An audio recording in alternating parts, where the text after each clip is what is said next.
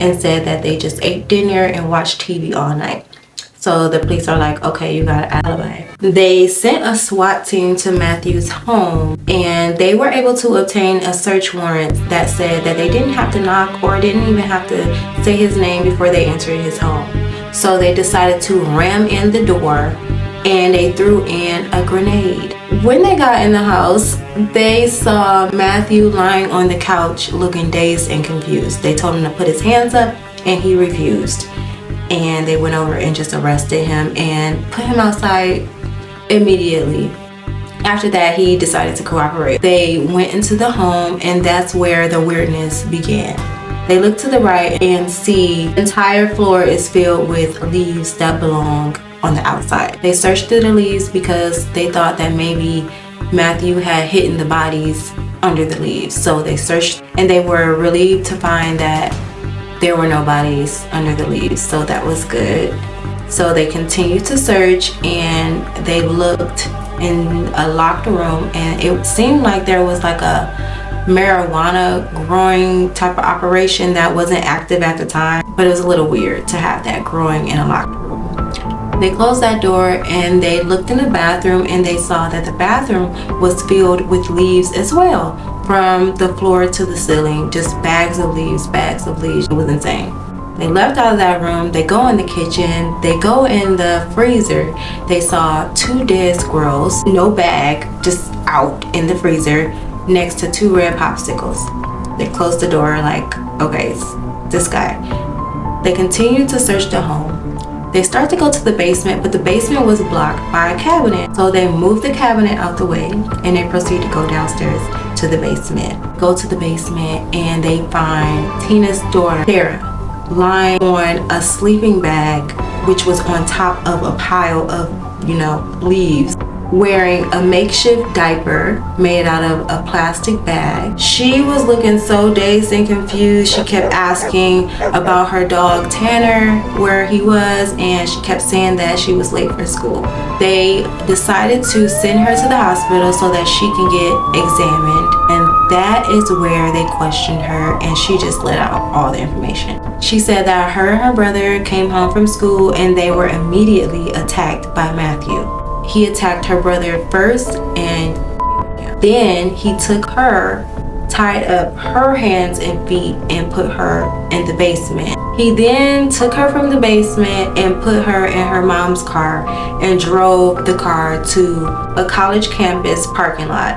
He covered her with blankets, and he just left her. Then he went home and grabbed some more stuff, came back to the car, retied her up with gloves and duct tape this time, and took her back to his house and put her in his basement. Within the 4-day span, he cut her fingers with a knife. He repeatedly assaulted her, and he told her that he was going to release her before Christmas.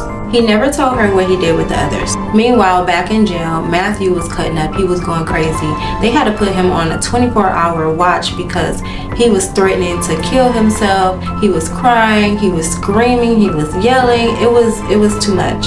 So they finally took him out of the jail cell, and they started questioning him, because I know they're like, oh, you got all this energy to do all that, let's get these questions answered. At first, he was trying to act like he didn't want to respond to any of the questions that they were asking him. After 4 hours of playing good cop, bad cop, he finally cracked, and he did give up, just a little bit of information. He mentioned that he did take care of Sarah. He wasn't all bad. He took care of Sarah. He said he fed her. He said he let her watch Iron Man. He said he even let her borrow his Treasure Island book. At the same time, he was crying, saying he didn't know what he did. He didn't know what happened. He didn't know where those people were that they were saying he killed. He has no recollection. He does not remember a thing. They spent more hours trying to get him to crack again and give up the information on where these bodies were. They were feeding him. They were treating him so good. They were giving him drinks, snacks. They were warming up his food, asking him, oh, would you like us to warm it more for you? They were just treating him like a king. And they finally got a little budge out of him. He said that he would get in the car with them and drive around town to see if maybe his memory sparked and he finally remembered where he hid the bodies. So they said, okay, well, let's get in the car and let's go do that. They got in the car and nothing. He didn't remember a thing. They brought him back to the jail and questioned him yet again for hours more. He still denied where the bodies were, but this time he did give up a little information. He said that he was staking out Tina's place the night before he attacked them. He said the night before he was staying in his car by her house, and he was just watching the house all night, and half of the next day. He said he chose Tina's house because Tina didn't have any neighbors and it was by a wooded area. And he said that she always left her door ajar. So he thought it would be an easy thing. He could just go in there, rob the place, and be out before anybody came back. But the problem was that they came back too early. And he panicked and he just ambushed them both. Then after he killed them, he was wandering around the house thinking about what just happened, what he just did, what was he going to do, why did he do it. And then he said the dog just kept on barking, so he had to kill him too. Then, to make matters worse, here comes the 2 children walking in the door from school. He panicked again and he went after Cody. Then he took Sarah and tied her up, and you know what happened after that. In a written statement, he did say that he did not intend to kill anyone. He just wanted to go in there and rob the place and be out before anyone knew what was happening. But it's just because they came back too early and he panicked. So after he killed all 3 victims, he drove to his house to get some cans of gasoline because his plan was to come back and burn her house down. But while he was on his way back with the cans of gasoline in the car, he got pulled over by the police. I don't know why they pulled him over.